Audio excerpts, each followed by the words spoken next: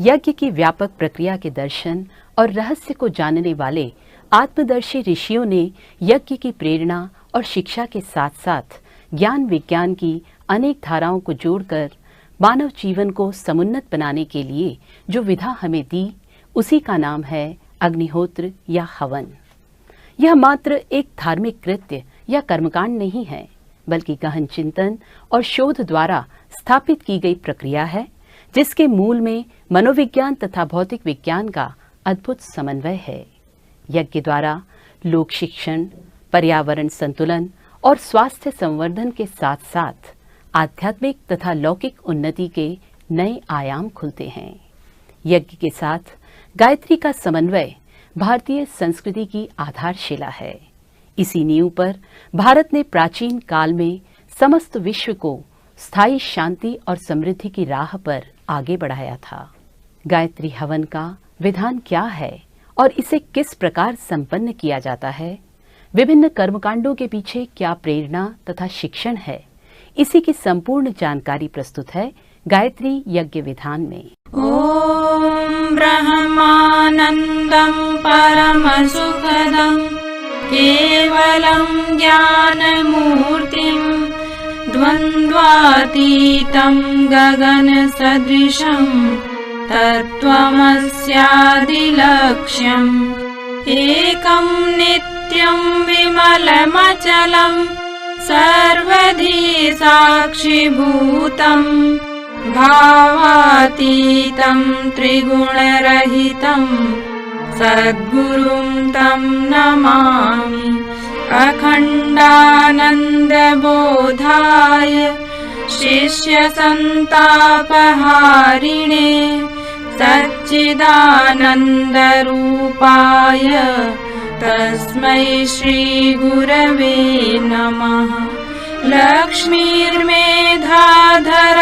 पुष्टिः गौरी तुष्टिः प्रभाधृतिः एताभिः पाहि तनुभिः अष्टाभिर्मां सरस्वती। सरस्वत्यै नमो नित्यं भद्रकाल्यै नमो नमः। वेद वेदान्त वेदांग विद्यास्थानेभ्य एव च मातस्त्वदीय पदपङ्कज भक्तियुक्ता ये त्वां भजन्ति निखिलान् परान् विहाय। ते निर्जरत्वमिह यान्ति कलेवरेण भुवह्निवायुगगनाम्बुवि निर्मितेन। व्यासाय विष्णुरूपाय व्यासरूपाय विष्णवे नमो वै ब्रह्मनिधये वासिष्ठाय नमो नमः।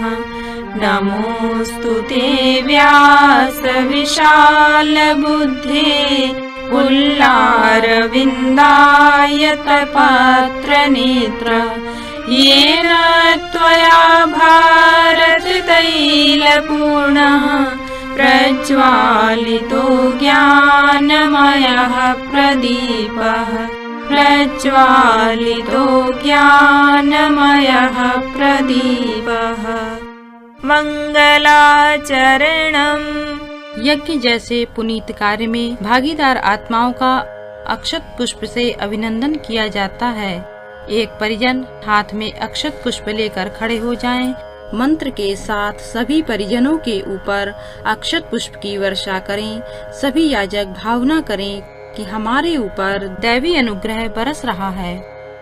ओम भद्रं कर्णेभिः शृणुयाम देवा भद्रं पश्येमाक्षभिर्यजत्राः स्थिरैरङ्गैस्तुष्टुवाग्वंशस्तनूभिः व्यशेमहि देवहितं यदायुः। पवित्रीकरणम्। सभी परिजन बाएं हाथ में जल लें, दाहिने हाथ से ढकें।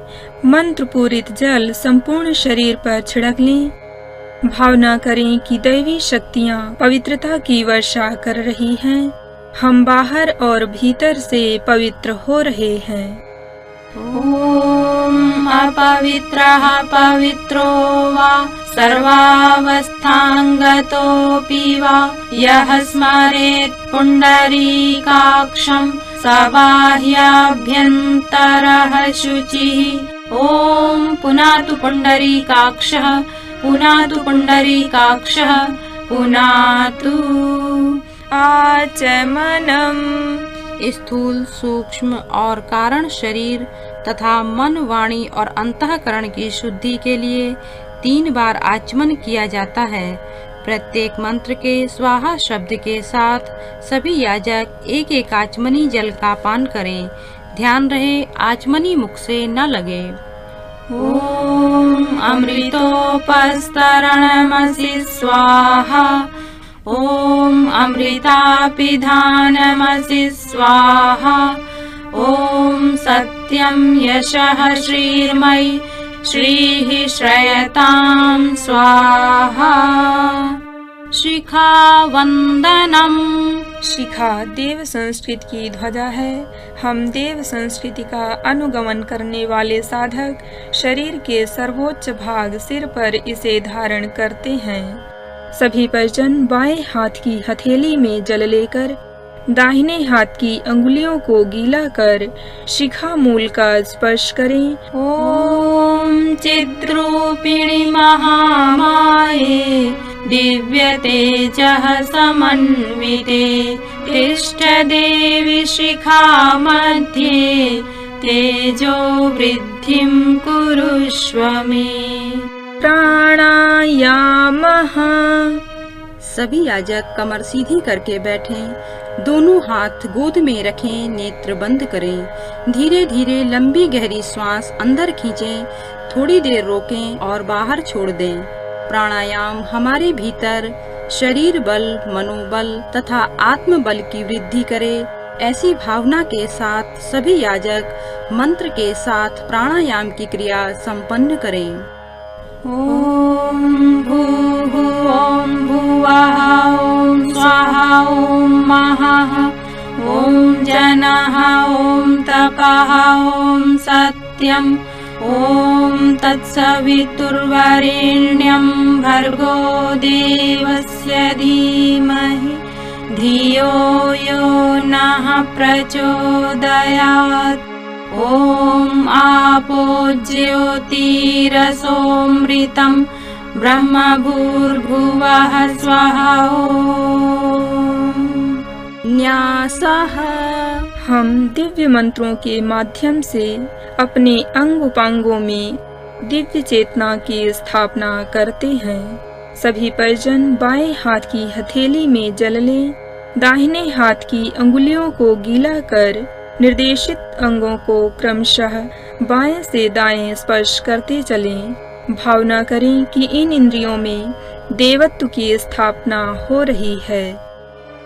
ॐ वाङ्मे आस्यस्तु ॐ नसोर्मे प्राणोस्तु ॐ अक्ष्णोर्मे चक्षुरस्तु ॐ कर्णयोर्मे श्रोत्रमस्तु ॐ बाहोर्मे बलमस्तु ॐ ऊर्वोर्मे ओजोस्तु ॐ अरिष्टानि मेऽङ्गानि तनुस्तन्वाजलः।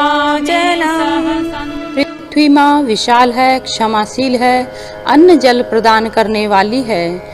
धरती माता से प्रार्थना करें कि हे माँ हमें विशालता, सहनशीलता तथा उदारता जैसे दिव्य संस्कार प्रदान करें। इसी भावना के साथ एक आचमनी जल माता पृथ्वी पर समर्पित कर सभी याजक दोनों हाथों से धरती माता का स्पर्श कर प्रणाम करें। ओम पृथ्वी त्वया धृता लोका देवी त्वं विष्णुना धृता त्वं च धारय मां देवी पवित्रं कुरु चासनम्। चंदन धारणम। मस्तिष्क को शांत, शीतल एवं सुगंधित रखने की आवश्यकता का स्मरण कराने के लिए चंदन धारण किया जाता है। सभी परिजन अनामिका अंगुली में रोली लेकर परस्पर सम्मान की भावना से तिलक करें। ॐ चन्दनस्य महत्पुण्यं पवित्रं पापनाशनम् आपदां हरते नित्यं लक्ष्मीस्तिष्ठति सर्वदा। कलश पूजनम। कलश विश्व ब्रह्मांड का प्रतीक है। समस्त देव शक्तियाँ इसी में समाहित हैं। एक परिजन गंधाक्षत पुष्प आदि से कलश देवता का पूजन करें। शेष सभी परिजन अपनी अपनी भावनाएं समर्पित करें। ॐ तत्त्वायामि ब्रह्मणा वन्दमानः तदा शास्ते यजमानो हविर्भिः अहेडमानो वरुणेह बोध्युरुषग्वं समान आयुः प्रमोषीः। ॐ मनोज्योतिर्जुषतां माज्यस्य बृहस्पतिर्यज्ञमिमं तनोत्वरिष्टं यज्ञग्वं समिमं दधातु विश्वे देवास इह मादयन्ताम्। ॐ प्रतिष्ठ। ॐ वरुणाय नमः। आवाहयामि स्थापयामि ध्यायामि। गन्धाक्षतं पुष्पाणि धूपं दीपं नैवेद्यं समर्पयामि। ॐ कलशस्थ देवताभ्यो नमः। सभी परिजन हाथ जोड़कर कलश में स्थापित देवताओं की वंदना करें। ॐ कलशस्य मुखे विष्णुः कंठे रुद्रः समाश्रितः मूले त्वस्य स्थितो ब्रह्मा मध्ये मातृगणाः स्मृताः। कुक्षौ तु सागराः सर्वे सप्तद्वीपा वसुन्धरा। ऋग्वेदोऽथ यजुर्वेदः सामवेदो ह्यथर्वणः। अङ्गैश्च सहिताः सर्वे कलशन्तु समाश्रिताः। अत्र गायत्री सावित्री शान्तिपुष्टिकरी सदा। त्वयि तिष्ठन्ति भूतानि त्वयि प्राणाः प्रतिष्ठिताः। शिवः स्वयं त्वमेवासि विष्णुस्त्वं च प्रजापतिः। आदित्या वसवो रुद्रा विश्वे देवाः सपैत्रिकाः। त्वयि तिष्ठन्ति सर्वेऽपि यतः कामफलप्रदाः। त्वत्प्रसादादिमं यज्ञं कर्तुमीहे जलोद्भव। सानिध्यं कुरु मे देव प्रसन्नो भव सर्वदा। प्रसन्नो भव सर्वदा। दीपपूजनम्। दीपक की लौ की तरह ऊर्ध्वगामी व्यक्तित्व एवं स्वयं तप कर दूसरों को प्रकाश देने की प्रवृत्ति हमारे अंदर आए। इस भाव के साथ एक परिजन गंधाक्षत पुष्प आदि से उस महाचेतना परम प्रकाश का पूजन दीपक के माध्यम से करें। शेष सभी परिजन प्रकाश रूप परमात्मा का ध्यान करते हुए उनके प्रकाश को धारण करने का भाव करें। अग्निर्ज्योतिर्ज्योतिरग्निः स्वाहा। सूर्यो ज्योतिर्ज्योतिः सूर्यः स्वाहा। अग्निर्वर्चो ज्योतिर्वर्चः स्वाहा। सूर्यो वर्चो ज्योतिर्वर्चः स्वाहा। ज्योतिः सूर्यः सूर्यो ज्योतिः स्वाहा। देवावाहनम्। आइए समस्त देव शक्तियों का भाव भरा आवाहन करें। सर्वप्रथम गुरु सत्ता का आवाहन करते हैं, जो मानव मात्र को अज्ञान रूपी अंधकार से निकालकर ज्ञान रूपी प्रकाश की ओर ले जाने में समर्थ हैं। एक परिजन हाथ में अक्षत पुष्प लेकर मंत्र के साथ गुरु सत्ता का पूजन करें। शेष सभी परिजन गुरु सत्ता का आवाहन नमन वंदन करें।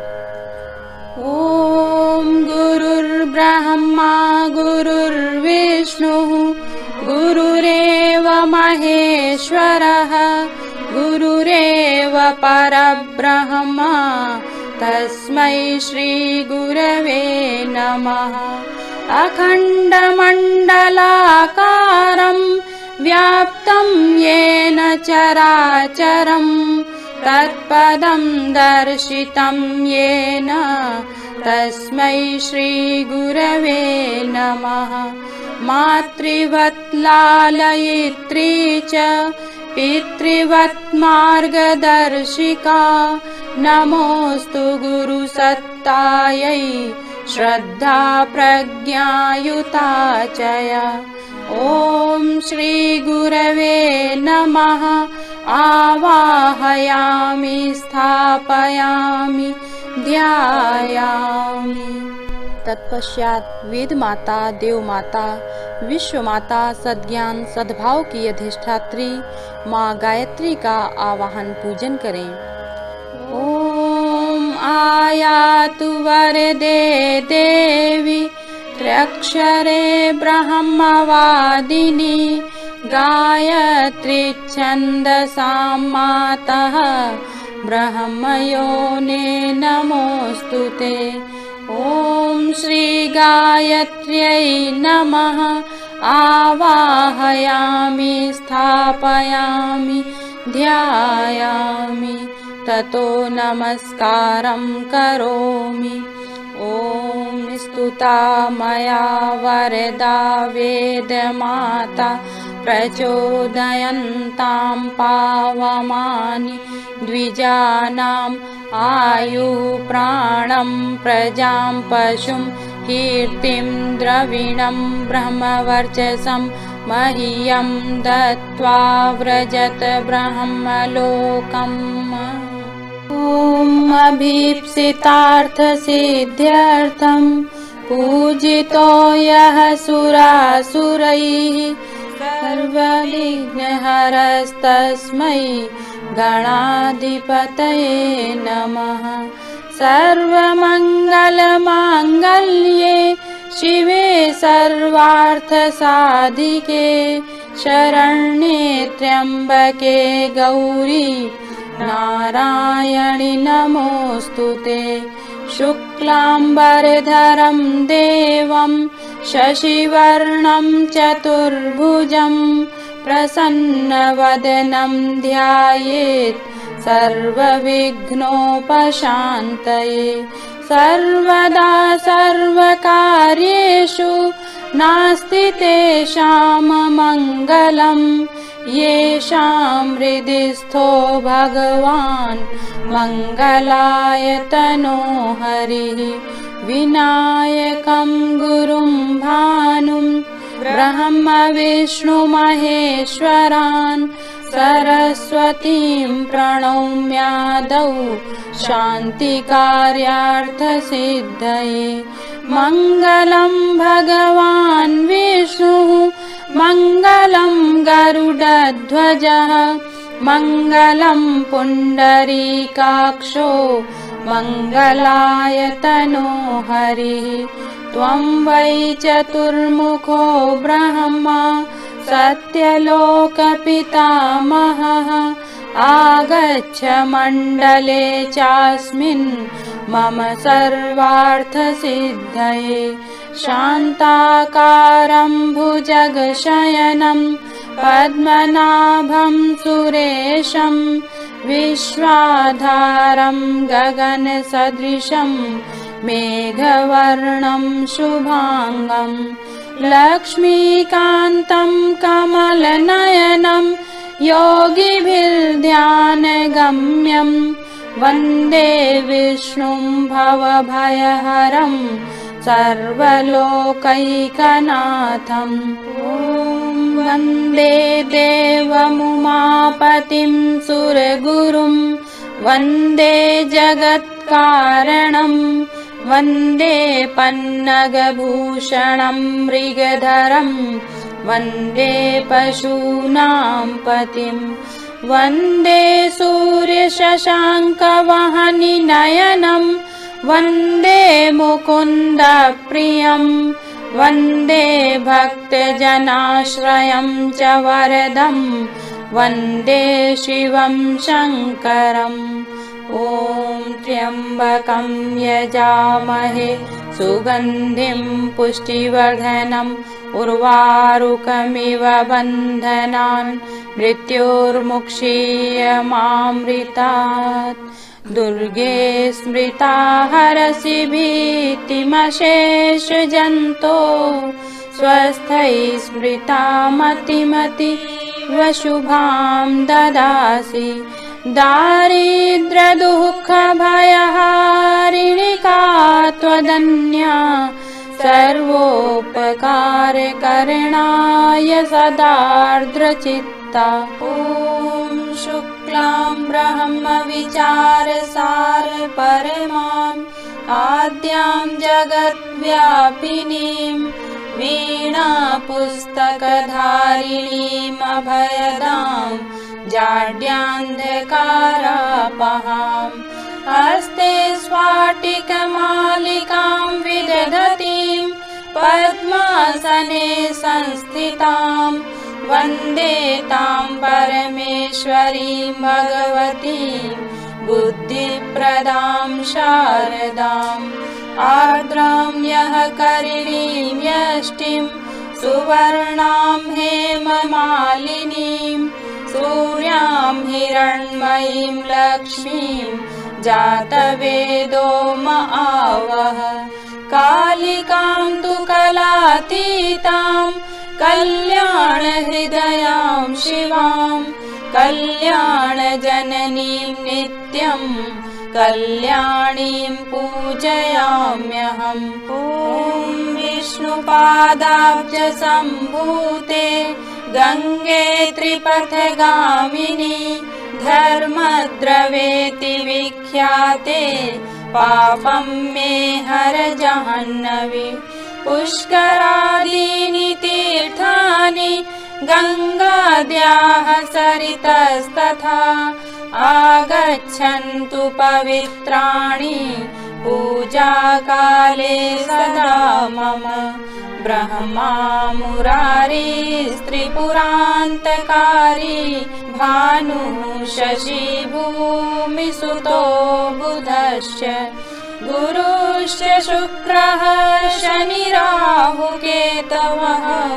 सर्वे ग्रहाः शान्तिकरा भवन्तु गौरी पद्मा शची मेधा सावित्री विजया जया देवसेना स्वधा स्वाहा मातरो लोकमातरः धृतिः पुष्टिस्तथा तुष्टिः आत्मनः कुलदेवता गणेशेनाधिका हेता वृद्धौ पूज्याश्च षोडश कीर्तिर्लक्ष्मीर्धृतिर्मेधा सिद्धिः प्रज्ञा सरस्वती माङ्गल्येषु प्रपूज्याश्च सप्तैता दिव्यमातरः नागपृष्ठसमारूढं शूलहस्तं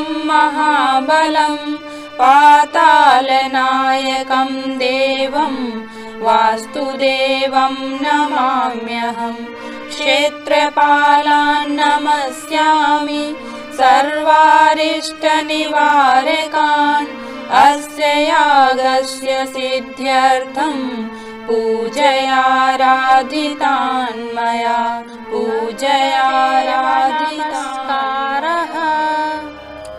नमस्कार का उद्देश्य है देव शक्तियों का सम्मान, उनके प्रति अपनी श्रद्धा को व्यक्त करना।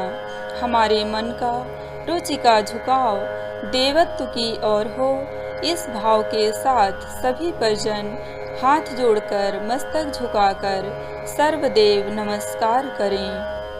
ॐ सिद्धि बुद्धि सहिताय श्रीमन्महागणाधिपतये नमः। ॐ लक्ष्मीनारायणाभ्यां नमः। ॐ उमामहेश्वराभ्यां नमः। ॐ वाणीहिरण्यगर्भाभ्यां नमः।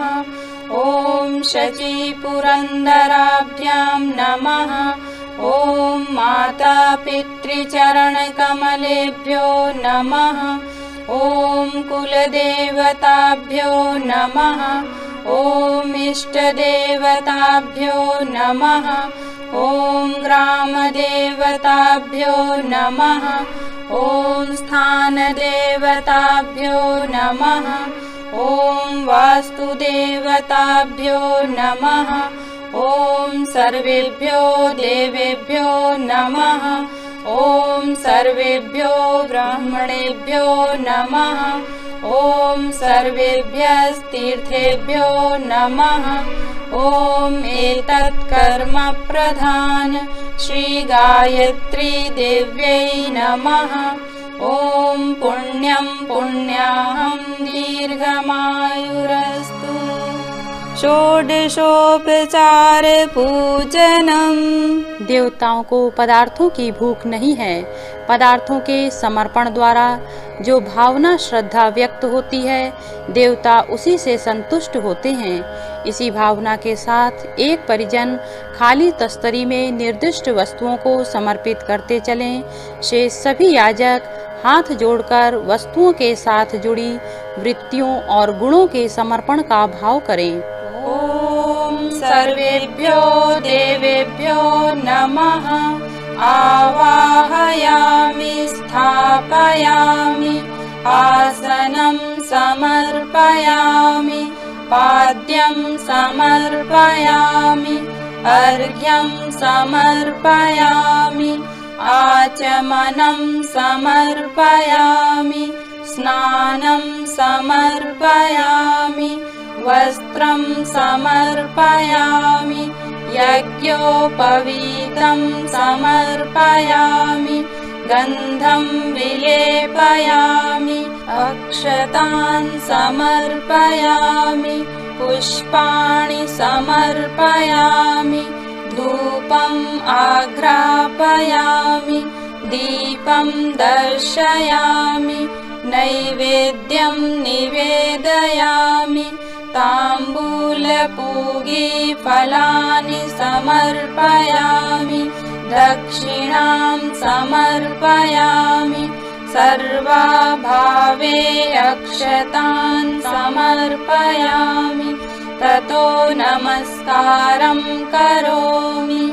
ॐ नमोऽस्त्वनन्ताय सहस्रमूर्तये सहस्रपादाक्षिशिरोरुबाहवे सहस्रनाम्ने पुरुषाय शाश्वते सहस्रकोटियुगधारिणे नमः। सहस्रकोटियुगधारिणे नमः। स्वस्ति वाचनम। स्वस्ति अर्थात कल्याणकारी।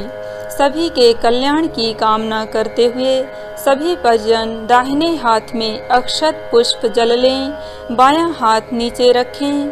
मंत्र के पश्चात पूजा सामग्री एक खाली तस्तरी में एकत्र कर लें। ॐ गणानां त्वा गणपतिग्वं हवामहे प्रियाणां त्वा प्रियपतिग्वं हवामहे निधीनां त्वा निधिपतिग्वं हवामहे वसो मम आहमजानि गर्भधमा त्वमजासि गर्भधम्मा। ॐ स्वस्ति न इन्द्रो वृद्धश्रवाः स्वस्ति नः पूषा विश्ववेदाः स्वस्ति नस्तारक्ष्यो अरिष्टनेमिः स्वस्ति नो बृहस्पतिर्दधातु। ॐ पयः पृथिव्यां पय ओषधीषु पयो दिव्यन्तरिक्षे पयोधाः पयस्वतीः प्रदिशः सन्तु मह्यम्। ॐ विष्णोरराटमसि विष्णोः स्नप्त्रेस्थो विष्णोः स्यूरसि विष्णोर्ध्रुवोऽसि वैष्णवमसि विष्णवे त्वा। ॐ अग्निर्देवता वातो देवता सूर्यो देवता चन्द्रमा देवता वसवो देवता रुद्रा देवता आदित्या देवता मरुतो देवता विश्वे देवा देवता बृहस्पतिर्देवतेन्द्रो देवता वरुणो देवता। ॐ द्यौः शान्तिरन्तरिक्षगं शान्तिः पृथिवी शान्तिरापः शान्तिरोषधयः शान्तिः वनस्पतयः शान्तिर्विश्वे देवाः शान्तिर्ब्रह्म शान्तिः सर्वगं शान्तिः शान्तिरेव शान्तिः सामा शान्तिरेधि। ॐ विश्वानि देव सवितर्दुरितानि परासुव यद्भद्रं तन्न आशुव। ॐ शान्तिः शान्तिः शान्तिः सर्वारिष्टसुशान्तिर्भवतु। रक्षाविधानम्। दसों दिशाओं में विघ्नकारी शक्तियां हो सकती हैं। उन आसुरी शक्तियों से रक्षा हेतु सभी दिशाओं में मंत्र पूरित अक्षत डाले जाते हैं। एक परिजन बाएं हाथ में अक्षत लेकर खड़े हो जाएं। जिस दिशा की रक्षा का मंत्र बोला जाए उसी दिशा की ओर अक्षत छोड़ें। भावना करें कि हमारा यज्ञ विघ्नकारी शक्तियों से सुरक्षित हो रहा है। अक्षत छोड़ना पूर्व दिशा की ओर से प्रारंभ करें। घड़ी की सुई के अनुसार निर्दिष्ट दिशाओं में यज्ञ कुंड के चारों ओर अक्षत छोड़ते चलें। ॐ पूर्वे रक्षतु वाराः आग्नेयां गरुडध्वजः दक्षिणे पद्मनाभस्तु नैऋत्यां मधुसूदनः पश्चिमे चैव गोविन्दो वायव्यां तु जनार्दनः उत्तरे श्रीपतिरक्षेत् ऐशान्यां हि महेश्वरः ऊर्ध्वं रक्षतु धातावो ह्यधोऽनन्तश्च रक्षतु अनुक्तमपि यत्स्थानं रक्षत्विशो ममाद्रिधिक् अपसर्पन्तु ते भूता ये भूता भूमि संस्थिताः ये भूता विघ्नकर्तारः ते गच्छन्तु शिवाज्ञया अपक्रामन्तु भूतानि पिशाचाः सर्वतो दिशं सर्वेषां विरोधेन यज्ञकर्म समारभे यज्ञकर्म समारभे। अग्निस्थापनम्। यज्ञाग्नि को ब्रह्म का प्रतिनिधि मानकर यज्ञ कुंड में उसकी प्रतिष्ठा की जाती है। एक परिजन मंत्र के साथ कुंड में अग्नि की स्थापना करें तथा गंधाक्षत पुष्प आदि से पूजन करें। शेष सभी परिजन भावना पूर्वक प्रणाम करें। ॐ भूर्भुवः स्वर्द्यौरिव भूम्ना पृथिवीव वरिम्ना तस्यास्ते पृथिवी देवयजनि पृष्ठेऽग्निमन्नादमन्नाद्याया दधे अग्निं दूरयन्तीव हव्यवाहमुपब्रुवे देवाम् आसादयादिह। ॐ अग्नये नमः आवाहयामि स्थापयामि ध्यायामि। गन्धाक्षतं पुष्पाणि धूपं दीपं नैवेद्यं समर्पयामि। गायत्री स्तवनम्। हे सविता देवता, हमें पवित्र बना दें, पावन बना दें। गायत्री स्तवन की इस मूल भावना को हृदयंगम करते हुए सभी परिजन गायत्री स्तवन का गान करें। यन्मण्डलं दीप्तिकरं विशालं रत्नप्रभं तीव्रमनादिरूपं दारिद्र्यदुःखक्षयकारणं च पुनातु मां तत्सवितुर्वरेण्यं। यन्मण्डलं देवगणैः सुपूजितं विप्रैः स्तुतं मानवमुक्तिकोविदं तं देवदेवं प्रणमामि भर्गं पुनातु मां तत्सवितुर्वरेण्यं। यन्मण्डलं ज्ञानघनं त्वगम्यं त्रैलोक्यपूज्यं त्रिगुणात्मरूपं समस्ततेजोमय दिव्यरूपं पुनातु मां तत्सवितुर्वरेण्यं। यन्मण्डलं गूढमतिप्रबोधं धर्मस्य वृद्धिं कुरुते जनानां। यत्सर्वपापक्षयकारणं च पुनातु मां तत्सवितुर्वरेण्यं। यन्मण्डलं व्याधिविनाशदक्षं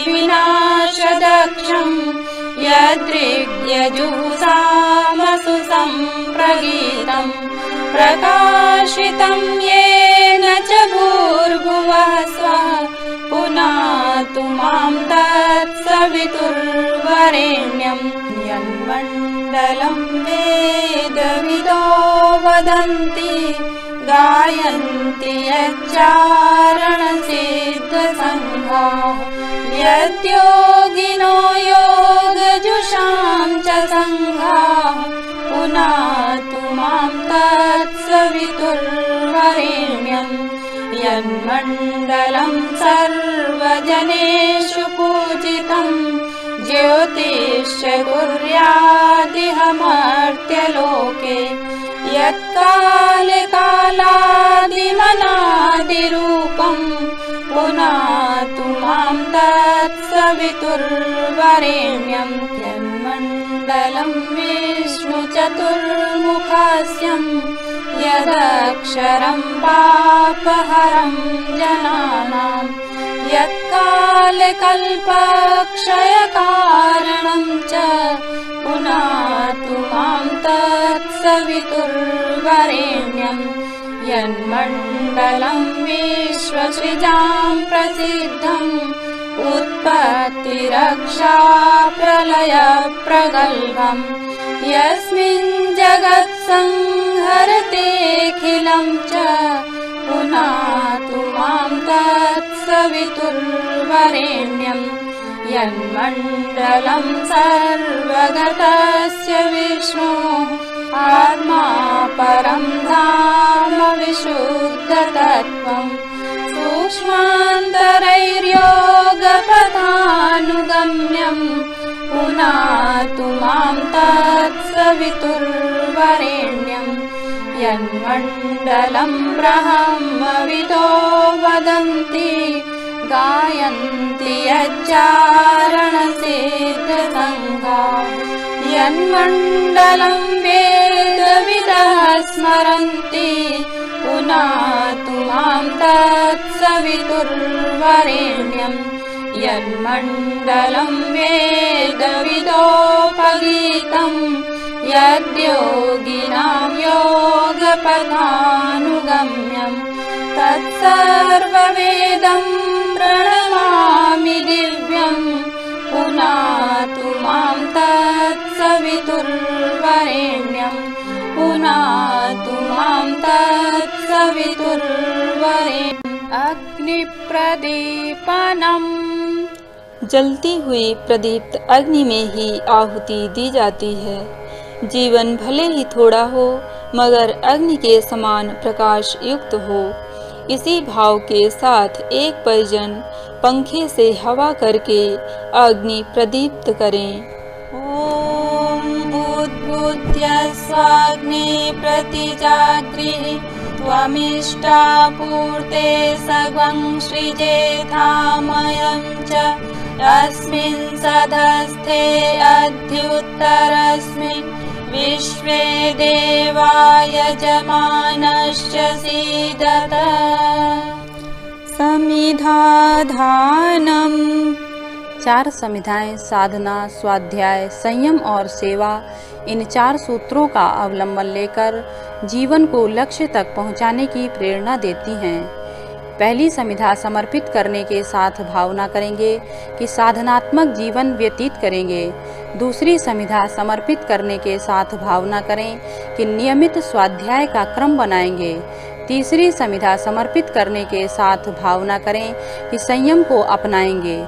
चौथी समिधा समर्पित करने के साथ भावना करें कि सेवा को जीवन का अंग बनाएंगे। एक परिजन पतली छोटी 4 समिधाओं के दोनों सिरे घी में डुबोकर एक एक करके प्रत्येक मंत्र के स्वाहा शब्द के साथ 4 बार में समर्पित करें। शेष सभी परिजन अपनी भावनाएं समर्पित करें। ॐ अयन्त इद्म आत्मा जातवेदस्तेनेध्यस्व वर्धस्व चेद्धवर्धय चास्मान् प्रजया पशुभिर्ब्रह्मवर्चसेन अन्नादेन समेधय स्वाहा। इदम् अग्नये जातवेदसे इदं न मम। ॐ समिधाग्निं दुवस्यत घृतैर्बोधयतातिथिम् अस्मिन् हव्याजुहोतन स्वाहा। इदम् अग्नये इदं न मम। ॐ सुसमिद्धाय शोचिषे घृतं तीव्रं जुहोतन अग्नये जातवेदसे स्वाहा। इदम् अग्नये जातवेदसे इदं न मम। ॐ तं त्वा समिद्भिरङ्गिरो घृतेन वर्धयामसि बृहच्छोचाय विष्ट्य स्वाहा। इदम् अग्नये अंगिरसे इदं न मम। जलप्रसेचनम्। एक परिजन प्रोक्षणी पात्र में जल लेकर खड़े हो जाएं। वेदी के बाहर निर्दिष्ट दिशाओं में जल डालें। भावना करें कि अग्नि के चारों ओर शीतलता का घेरा बना रहे हैं, जिसका परिणाम शांतिदायी होगा। ॐ अदितेनुमन्यस्व इति पूर्वे ॐ अनुमतेनुमन्यस्व इति पश्चिमे ॐ सरस्वत्यनुमन्यस्व इति उत्तरे ॐ देवसवितः प्रसुवयज्ञं प्रसुवयज्ञपतिं भगाय दिव्यो गन्धर्वः केतपुः केतं नः पुनातु वाचस्पतिर्वाचं नः सदतु इति चतुर्दिक्षु। आज्याहुतिः। सर्वप्रथम 7 मंत्रों से 7 आहुतियाँ केवल घृत की दी जाती हैं। एक परिजन सुरवा पात्र में घी भरकर स्वाहा उच्चारण के साथ ही आहुतियाँ देंगे। सुरवा लौटाते समय जल से भरे प्रणीता पात्र में बचे हुए घृत की एक एक बूंद टपकाते चलें। शेष सभी परिजन हाथ जोड़कर आंखें बंद कर मंत्रों में निर्दिष्ट देवताओं का ध्यान करते हुए भावनात्मक आहुतियाँ समर्पित करें। ॐ प्रजापतये स्वाहा। इदं प्रजापतये इदं न मम ॐ इन्द्राय स्वाहा इदं इन्द्राय इदं न मम ॐ अग्नये स्वाहा इदं अग्नये इदं न मम ॐ सोमाय स्वाहा इदं सोमाय इदं न मम ॐ भूः स्वाहा इदं अग्नये इदं न मम ॐ भुवः स्वाहा इदं वायवे इदं न मम ॐ स्वः स्वाहा इदं सूर्याय इदं न मम। गायत्री मंत्राहुतिः। सभी परिजन कमर सीधी करके बैठें। मध्यमा, अनामिका और अंगुष्ठ के सहारे थोड़ी थोड़ी हवन सामग्री लें। सबके लिए सद्बुद्धि सद्विवेक की प्रार्थना करते हुए गायत्री महामंत्र बोलें। स्वाहा के साथ इदम नमम अर्थात तेरा तुझको अर्पण का भाव करते हुए आहुति समर्पित करें। स्वाहा के पश्चात इदम गायत्री इदम नमम का उच्चारण करते चलें। ॐ भूर्भुवः स्वाहा तत्सवितुर्वरेण्यं भर्गो देवस्य धीमहि धियो यो नः प्रचोदयात् स्वाहा इदं गायत्र्यै इदं न मम ॐ भूर्भुवः स्वाहा तत्सवितुर्वरेण्यं भर्गो देवस्य धीमहि धियो यो नः प्रचोदयात् स्वाहा इदं गायत्र्यै इदं न मम ॐ भूर्भुवः स्वाहा तत्सवितुर्वरेण्यं भर्गो देवस्य धीमहि धियो यो नः प्रचोदयात् स्वाहा इदं गायत्र्यै इदं न मम ॐ भूर्भुवः स्वाहा तत्सवितुर्वरेण्यं भर्गो देवस्य धीमहि धियो यो नः प्रचोदयात् स्वाहा इदं गायत्र्यै इदं न मम। महामृत्युंजय मंत्राहुतिः। विश्व कल्याण तथा सबके लिए उज्जवल भविष्य की कामना करते हुए विशेष आहुतियां यज्ञ भगवान को समर्पित करें। ॐ त्र्यंबकं यजामहे सुगंधिं पुष्टिवर्धनम् उर्वारुकमिव बन्धनान् मृत्योर्मुक्षीयमामृतात् स्वाहा इदं महामृत्युंजयाय इदं न मम ॐ त्र्यंबकं यजामहे सुगंधिं पुष्टिवर्धनम् उर्वारुकमिव बन्धनान् मृत्योर्मुक्षीयमामृतात् स्वाहा इदं महामृत्युंजयाय इदं न मम ॐ त्र्यंबकं यजामहे सुगंधिं पुष्टिवर्धनम् उर्वारुकमिव बन्धनान् मृत्योर्मुक्षीयमामृतात् स्वाहा इदं महामृत्युंजयाय इदं न मम स्विष्टकृत् होमः यह प्रायश्चित आहुति कहलाती है। आहुतियों में जो कुछ भूल रह गई हो उसकी पूर्ति के लिए नैवेद्य समर्पित किया जाता है। एक प्रतिनिधि शुचि पात्र में मिष्ठान भरकर अपने स्थान पर बैठे बैठे ही यज्ञ भगवान को समर्पित करें। शेष सभी परिजन भावना करें कि हमारे संपूर्ण व्यक्तित्व में मधुरता का समावेश हो रहा है। ॐ यदस्य कर्मणोऽत्यरीरिचं यद्वा न्यूनमिहाकरम् अग्निष्टत्सृष्टकृद्विद्यात् सर्वं सृष्टं सुहृतं करोतु मे। अग्नये सृष्टकृते सुहृतहुते सर्वप्रायश्चित्ताहुतीनां कामानां समर्दयित्रे सर्वान्नः कामान् समर्दय स्वाहा। इदम् अग्नये सृष्टकृते इदं न मम। पूर्णाहुतिः। मनुष्य की गरिमा इस बात में है कि जो श्रेष्ठ संकल्प ले उसे पूर्णता तक पहुँचाए।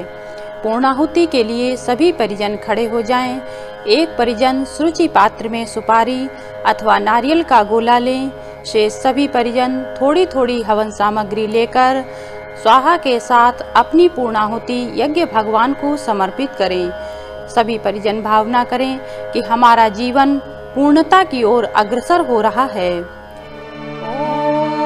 पूर्णमदः पूर्णमिदं पूर्णात् पूर्णमुदच्यते पूर्णस्य पूर्णमादाय पूर्णमेवावशिष्यते।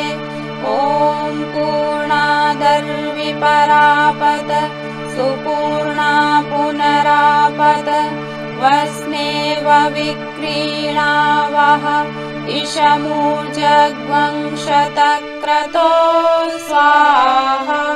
ॐ सर्वं वै पूर्णगं स्वाहा। ॐ सर्वं वै पूर्णगं स्वाहा। ॐ सर्वं वै पूर्णगं स्वाहा। वसोर्धारा। कार्य के प्रारंभ में जितना उत्साह एवं त्याग हो अंत में उससे भी अधिक बना रहे। सत्कृत्यों में अविरल स्नेह की धार कभी टूटने न पाए। इस भावना के साथ एक प्रतिनिधि शुचि पात्र में घी भर लें। धीरे धीरे धार बनाते हुए मंत्रोच्चार के साथ समर्पित करें। ॐ वसोः पवित्रमसि शतधारम् वसोः पवित्रमसि सहस्रधारम् देवस्त्वा सविता पुनातु वसोः पवित्रेण शतधारेण सुप्त्वा कामधुक्षः स्वाहा। नीराजनम आरती। एक परिजन आरती में रखे दीपक को प्रज्वलित कर 3 बार जल घुमा लें। आरती उतारने का तात्पर्य है यज्ञ भगवान का सम्मान, परमार्थ परायणता का ज्ञान प्रकाश दसों दिशाओं में फैले। इसी भावना के साथ देव प्रतिमाओं तथा यज्ञ भगवान की आरती उतारें। आरती के पश्चात पुनः 3 बार जल घुमाकर सभी परिजनों तक आरती पहुंचा दें। सभी परिजन हाथ जोड़कर भावना पूर्वक आरती संपन्न करें। यं ब्रह्म वेदान्तविदो वदन्ति परं प्रधानं पुरुषं तथान्ये विश्वोद्गतेः कारणमीश्वरं वा तस्मै नमो विघ्नविनाशनाय। ॐ यं ब्रह्मा वरुणेन्द्र रुद्रमरुतः स्तुन्वन्ति दिव्यैः स्तवैः वेदैः साङ्गपदक्रमोपनिषदैः गायन्ति यं सामगाः। ध्यानावस्थिततद्गतेन मनसा पश्यन्ति यं योगिनो यस्यान्तं न विदुः सुरासुरगणाः। देवाय तस्मै नमः, देवाय तस्मै नमः। घृतावघ्राणम्, प्रणीता पात्र में टपकाया हुआ घृत सभी परिजन दाहिने हाथ की अंगुलियों के अग्रभाग में लें। दोनों हथेलियों पर मलकर यज्ञाग्नि में तपाएं। मंत्र के पश्चात गायत्री महामंत्र बोलते हुए सूंघें व मुखमंडल पर लगाएं। भावना करें यज्ञीय ऊर्जा को आत्मसात कर रहे हैं।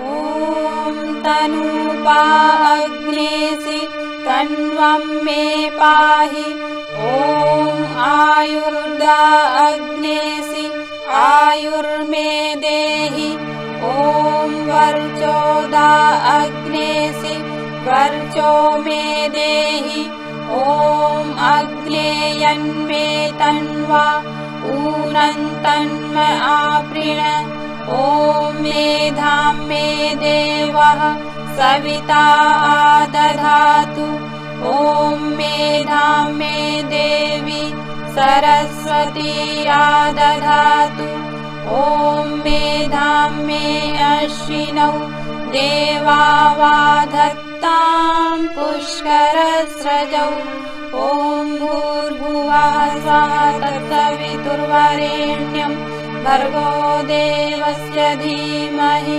धियो यो नः प्रचोदयात्। भस्म धारणम, स्फेर पात्र से भस्म निकालकर सभी परिजन दाहिने हाथ की अनामिका अंगुली में भस्म लेकर मंत्र में बताए हुए स्थानों पर क्रमशः लगाते चलें।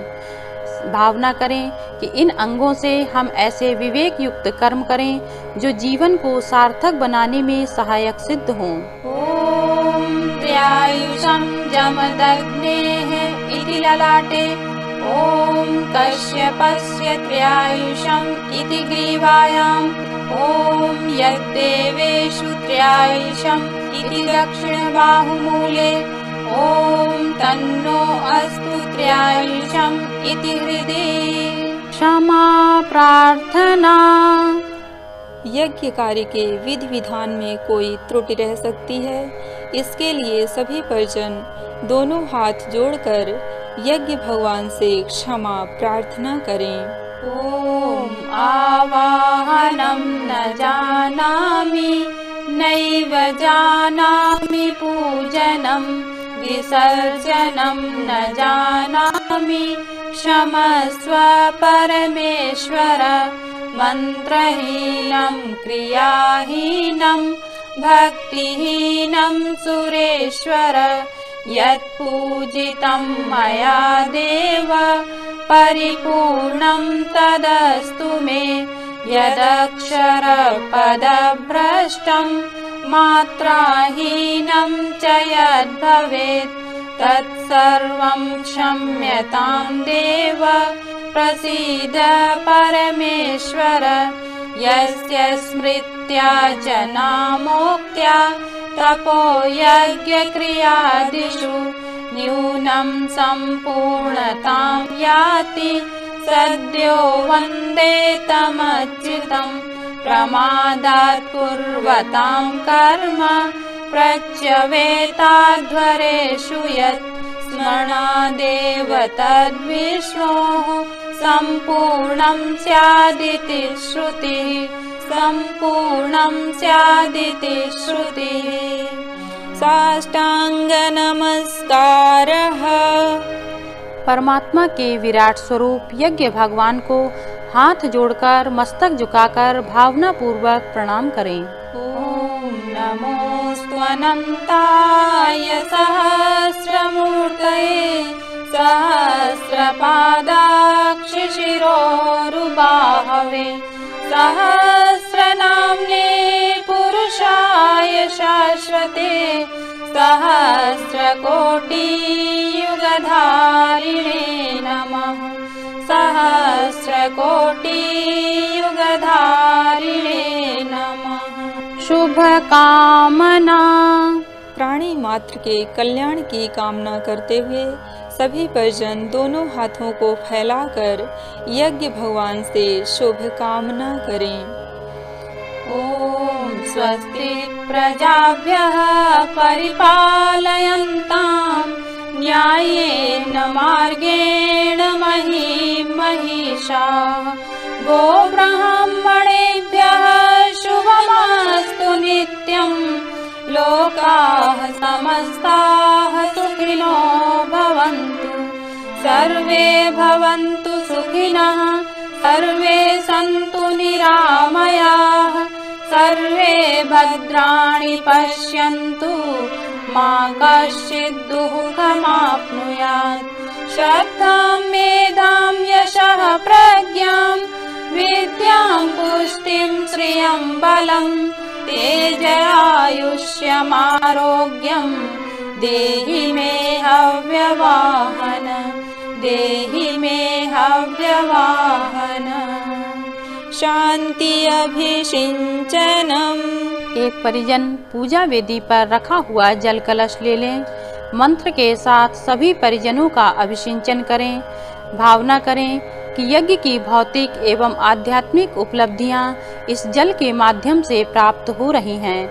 हमारे चारों ओर बाहर भीतर शांति ही शांति व्याप्त हो रही है। ओम द्यौः शान्तिरन्तरिक्षं शान्तिः पृथिवी शान्तिरापः शान्तिरोषधयः शान्तिः वनस्पतयः शान्तिर्विश्वे देवाः शान्तिर्ब्रह्म शान्तिः सर्वगं शान्तिः शान्तिरेव शान्तिः सामा शान्तिरेधि। ओम शान्तिः शान्तिः शान्तिः सर्वारिष्ट सुशान्तिर्भवतु। सूर्यार्घ्यदानम्। एक परिजन अभिषिंचन से बचा हुआ कलश जल लेकर सूर्य देवता को समर्पित करें। शेष सभी परिजन सूर्य की ओर मुख करके खड़े हो जाएं। भावना करें कि सविता देवता की तेजस्विता प्रखरता हमारे रोम रोम में समा रही है। ओम सूर्यदेव सहस्रांशो तेजो राशे जगत्पते अनुकंपय मां भक्त्या गृहाणार्घ्यं दिवाकर।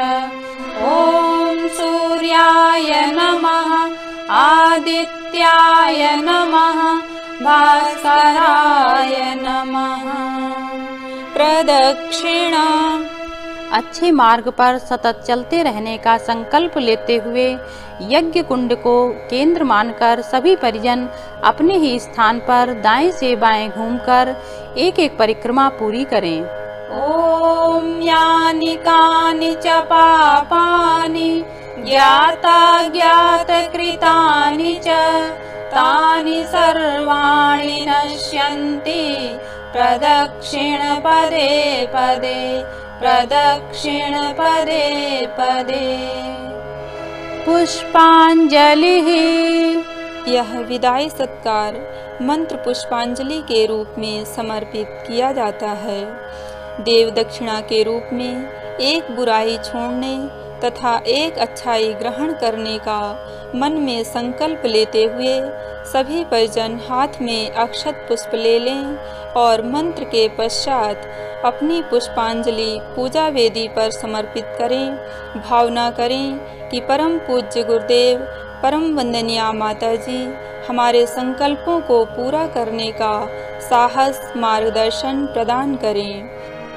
ओम यज्ञेन यज्ञमयजन्त देवाः तानि धर्माणि प्रथमान्यासन् तेहनाकं महिमानः सचन्त यत्र पूर्वे साध्याः सन्ति देवाः।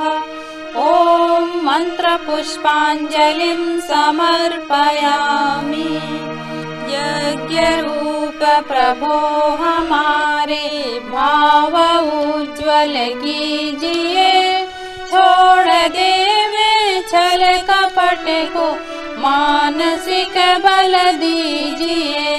वेद की बोले ऋचाएं सत्य को धारण करें, हर्ष में हो मग्न सारे, शोक सागर से तरें। अश्वमेधाधिक रचाएं, यज्ञ पर उपकार को, धर्म मर्यादा चलाकर लाभ दें संसार को।